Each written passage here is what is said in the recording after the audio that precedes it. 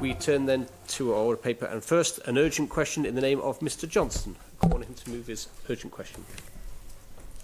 Thank you, Mr Speaker. I beg leave to ask the Chief Minister what plans the Government has to safeguard jobs and food security if Ramsey Bakery closes. I want the Chief Minister to reply. Mr Speaker, I thank the honourable member for his question. The announcements over the weekend of the closure of the Ramsey Bakery will of course raise concerns for many people, and as Government were not forewarned of the decision, we were unable to discuss any mitigations with the company beforehand.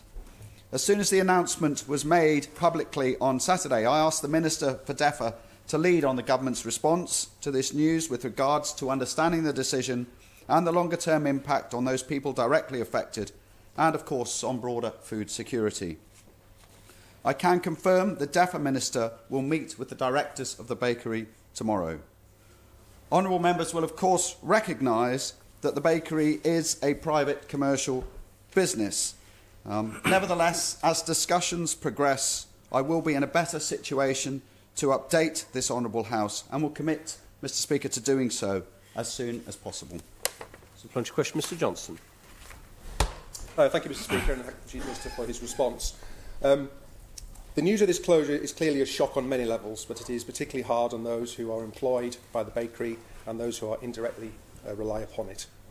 Does the Chief Minister agree that the Government must work to ensure that those who may lose their jobs receive the help and support they need, and at a time of acute skill shortages in our economy, opportunities for new careers and reskilling are clearly signposted? Chief Minister.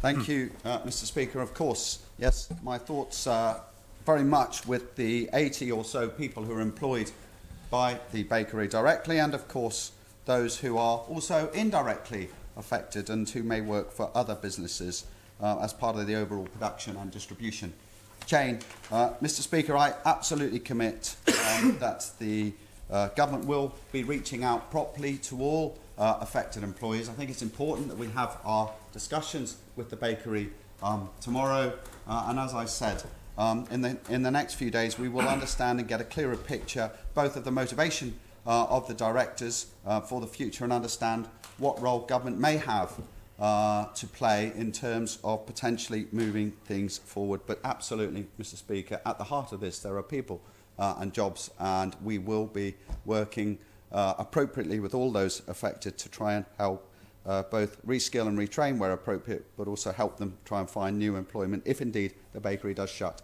at the end of this month. Supplementary question, Mr Callister. Thank you, Mr Speaker, and I thank the Chief Minister for his words this morning. I was very fortunate that I shared a stage with Jim Duncan back in 2015 at a question session in Ramsey, where he spoke so passionately about protecting Manx produce. Therefore, can I ask the Chief Minister this morning if the Isle of Man can do anything more to protect our milk, cheese, flour, bread industries from cheaper imports, which are not always the best of quality? Thank you. Inasmuch as this relates only to the closure of Ramsey Bakery, Chief Minister. Well, yes, I think we all recognise, Mr Speaker, that the closure of this bakery, because of the size and scale of the bakery and the commercial activities that it engages in, would have an impact in terms of the overall food supply chain. I think that is our primary focus at the moment, to understand that, to understand what the future of bread supplies are on the island, and of course incorporated with that is the greater project to better understand food security, and within that to try and protect as much as possible and encourage and incentivise our local industries for particularly our local farming and food industries, of which there is a lot of pride and indeed economic value for us to ensure that these are retained and promoted in the long term. Supplementary question, Mr Morehouse. Thank you, Mr Speaker. Given the global uncertainty and rising prices, what emphasis is being placed on food security? And has there been any consideration given to the impact of rising bread prices, which will potentially be increased even more when the island's mass producer is no longer in the marketplace? Thank you. Chief Minister. I'll deal with the inflationary aspects, Mr Speaker, imminently in the next, my next statement. But DEFRA has a team reviewing the food security strategy document, and we have just commenced our Food Security Silver Group meeting, and over the next few weeks we'll get a better understanding of the current situation, and indeed I hope that we will shortly produce an updated version of the food security strategy for everybody to review. Further supplementary, Mr Johnston. Thank you, Mr Speaker. In the press release issued by Ramsey Bakery announcing its imminent closure, many external factors which are being increasingly experienced across our economy and felt by many were mentioned. These include cost of raw materials, fuel, energy and skills. Many businesses who within the normal realms of costs and market fluctuations would be expected to succeed are now facing these unprecedented challenges with trepidation. Where does the Chief Minister see the Government's role in safeguarding jobs and supporting the islands in these unprecedented times? I think we may be preempting the statement somewhat. Chief Minister? I'll deal with that in the statement, Mr Speaker. Further supplementary, Mr Morehouse? Thank you, Mr Speaker. This cannot be seen in isolation. Has the impact on the flour mill and farmers been assessed? Thank you. Chief Minister? Yes, that is currently being assessed, although it's difficult to do that at that time until we properly understand the full picture with regards to the bakery and what is likely to happen in the future. But as soon as we've got further information on the future of the business, we'll be able to provide a much better assessment on the knock-on impacts. Mr Wannenberg, supplementary question.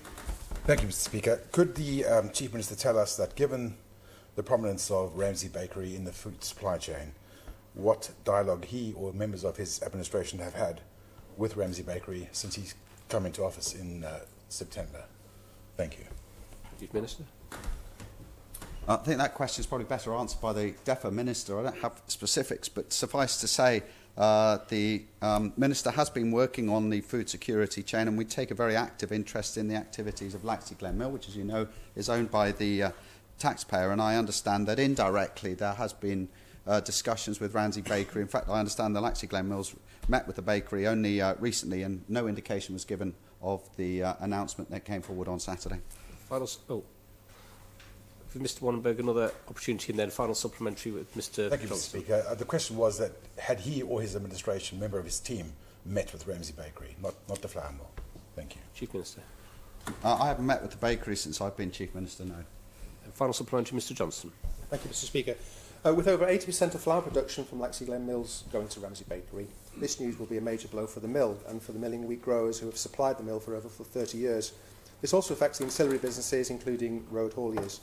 May I ask the Chief Minister to ensure that there's a rapid engagement with the mill, growers and other bakers, so they have an understanding as soon as possible of the government's position on their future? Chief Minister.